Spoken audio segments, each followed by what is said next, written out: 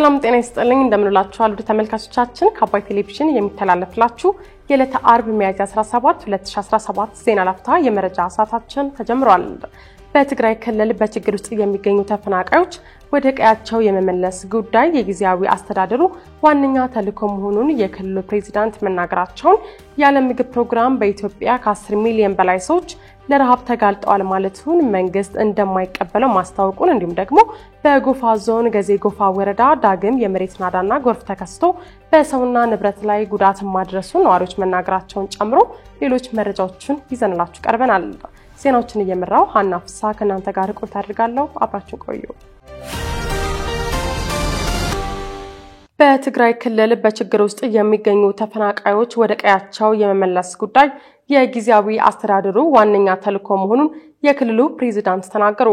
በትግራይ ክልል ከቀያቸው ተፈናቅለው በከፋ ኑሮ ውስጥ የሚገኙ ተፈናቃዮች ወደ ቀያቸው የመመለስ ጉዳይ የጊዜያዊ አስተዳደሩ ዋነኛ ተልዕኮ ነው ሲሉ የክልሉ ጊዜያዊ አስተዳደር ፕሬዝዳንት ሌተናል ጄኔራል ታደሰ ወረደ ተናግረዋል።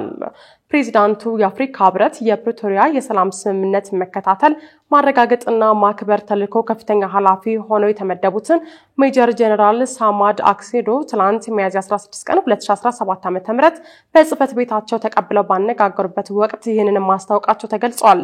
ፕሬዝዳንቱ አክለውም ተፈናቃዮችን ለመመለስ የክልሉ ታጣቂዎችን ወደ ህብረተሰቡ የማቀላቀልና መልሶ የማቋቋም ስራዎች ከፌደራል መንግስት ጋር በመቀራረብ እንደሚሰራ አስረድተዋል።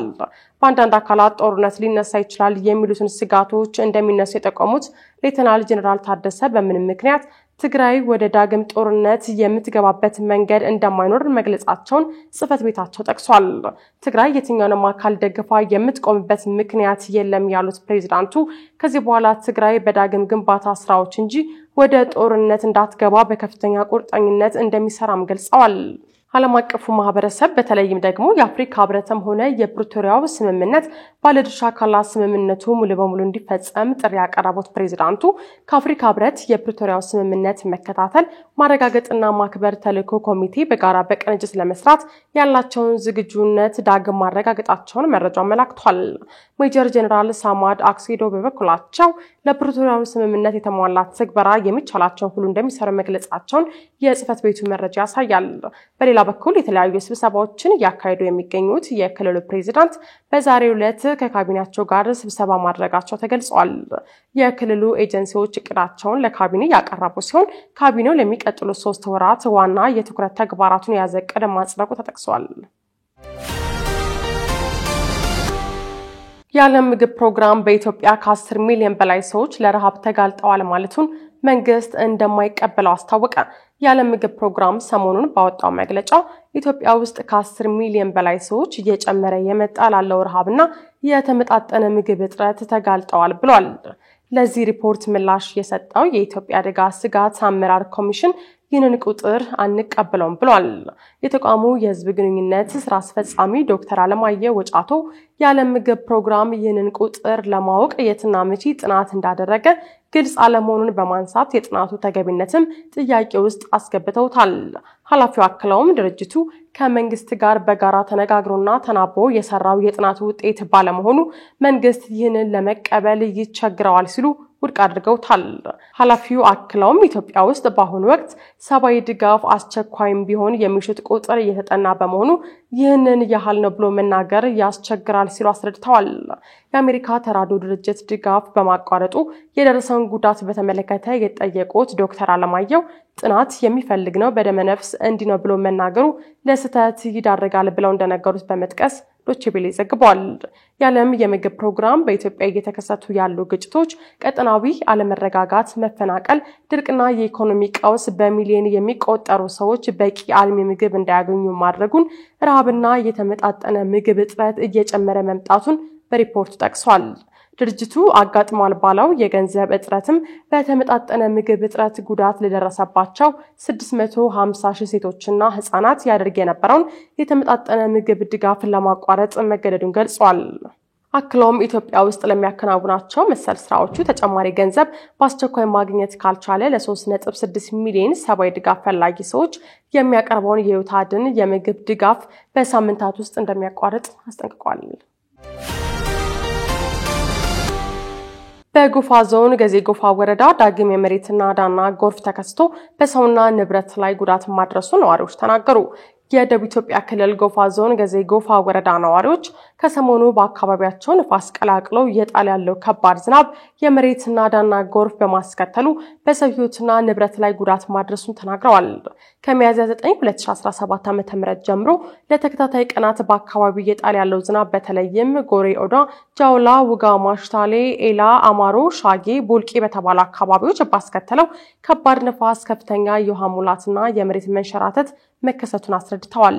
በዚህም የሶስት ሰዎች ሕይወት ሲያልፍ ከ4 በላይ ቤቶች በመሬት ናዳው መስጠማቸውን፣ የእርሻ ማሳዎች እንዲሁም የቤት እንስሳት ጭምር በመሬት መንሸራተቱ መወሰዳቸውን ነዋሪዎቹ ለቲክቫ ተናግረዋል።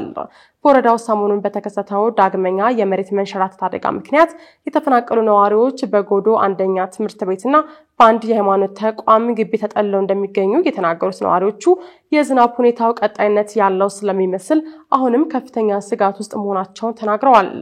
በወረዳው የዛሬ ዓመት በተከሰተው የመሬት መንሸራተት አደጋ ምክንያት የተፈናቀሉ ዜጎችን ሙሉ በሙሉ መልሶ በማደራጀት ስራ ባልጠናቀቀበት የመከሰቱ ስጋታችንን ከፍ ያደርገዋልም ነው ያሉት። ቲክቫ በጉዳዩ ዙሪያ ያነጋገራቸው የገዜ ጎፋ ወረዳ አደጋ ስጋት ጽሕፈት ቤት ኃላፊ አቶ ማስረሻ ማናዬ በበኩላቸው በአካባቢው እየጣለ ባለው ከባድ ዝናብ በወረዳው 4 ቀበሌያት በሰው በንብረትና በቤት እንስሳት ላይ ጉዳት መድረሱን አስታውቀዋል። ተጨማሪ አደጋዎች እንዳይከሰቱ የወረዳው መንግስት በልዩ ትኩረት እየሰራ ነው ያሉት አቶ ማስረሻ ጉዳቱን የደረሰባቸውን ነዋሪዎች የማቋቋም ስራም እንደሚሰራ ገልጸዋል። በመዲናዋ ከወንዝ ብክለት ጋር በተያያዘ 76 ሚሊዮን ብር የሚጠጋ ቅጣት መሰብሰቡን የደንብ ማስከበር ባለስልጣን አስታወቀ። የአዲስ አበባ ከተማ አስተዳደር የደንብ ማስከበር ባለስልጣን በ2017 በጀት ዓመት 9 ወራት የተከናወኑ የቅንጅታዊ ስራዎችን ገምግሟል። በግምገማውም በአዲስ አበባ ከተማ ያሉ ወንዞች ብክለትን ለመከላከል የሚያስችለው ደንብ ተግባራዊ መደረግ ከጀመረበት ጊዜ አንስቶ ባለፈው 1 ወር ገደማ ጊዜ ውስጥ ደንቡን የተላለፉ ግለሰቦችና ተቋማት 75.7 ሚሊዮን ብር ቅጣት መቀጣታቸውን ባለስልጣኑ አስታውቋል። የደንብ ጥሰቶቹ ምጣኔ ከባለፈው ዓመት ተመሳሳይ ወቅት ጋር ሲነጻጸርም በ64 በመቶ መቀነሱንም ባለስልጣኑ ገልጿል። ሪፖርቱን ያቀረቡት በባለስልጣኑ መስሪያ ቤት የስታንዳርዳይዜሽን ዝግጅት አገልግሎት አሰጣጥና ድጋፍ ዳይሬክተር አቶ ዳንኤል ቀጸላ ደንቡ ተግባራዊ መደረግ ከጀመረበት ወዲህ ድንጋጌዎችን የተላለፉ 229 ድርጅቶችና 179 ግለሰቦች መቀጣታቸውን አስታውቀዋል። በዚህም በአንድ ወር ውስጥ 75.7 ሚሊዮን ብር ቅጣት መሰብሰቡን አክለው ገልጸዋል።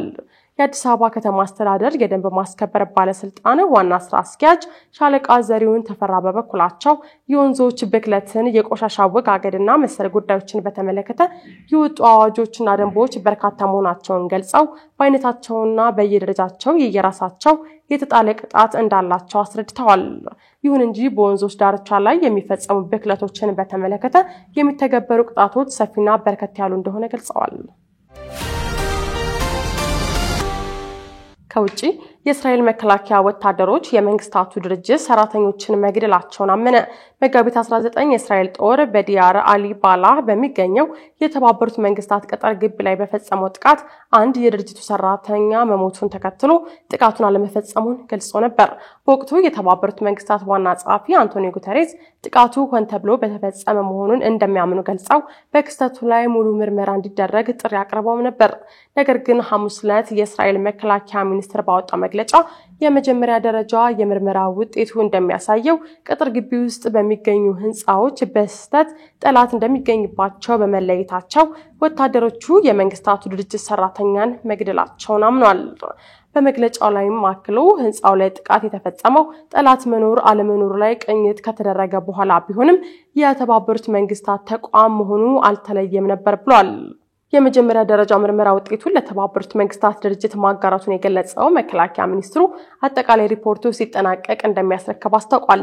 አክሎም የእስራኤል መከላከያ ኃይል በተፈጸመው ነገር ማዘኑን የገለጸ ሲሆን ወደፊት እንዲህ አይነት ክስተቶች እንዳይፈጠሩ እንዲሁም ከዚህ ክስተት ለመማር ተገቢውን ፍተሻ እንደሚያካሂድ አስታውቋል። የእስራኤል መከላከያ በፈጸመው ጥቃት ቢልቪቭ ማርኖቭ የተባለ የቡልጋሪያ ዜግነት ያለው የመንግስታቱ ድርጅት ሰራተኛ የተገደለ ሲሆን ሌሎቹ 5 ሰራተኞች ከባድ ጉዳት አስተናግደዋል። የእስራኤል መከላከያ በዚህ ሳምንት መጀመሪያ ላይ ባለፈው ወር በጋዛ የተገደሉት 15 የአደጋ ጊዜ ሰራተኞች በባለሙያዎቹ ስህተት መሆኑን በተመሳሳይ ገልጾ ነበር። ተመልካቾቻችን የዕለተ አርብ የዜና ላፍታ የመረጃ ሰዓታችን የተከታተላችሁት ይመስል ነበር። አብራችሁን ስለቆያችሁ ከልብ እያመሰገን በያላችሁበት መልካም ቀን